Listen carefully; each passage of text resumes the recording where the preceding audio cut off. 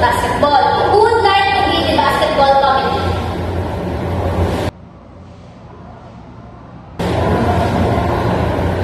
I can coordinate that and organize basketball events before. Okay.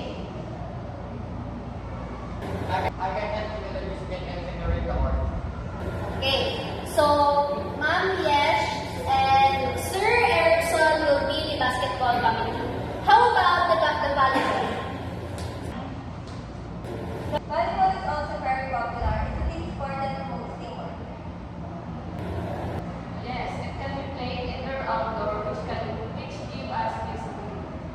Okay, so it looks like we agreed about the volleyball. So who would like to take in charge of that?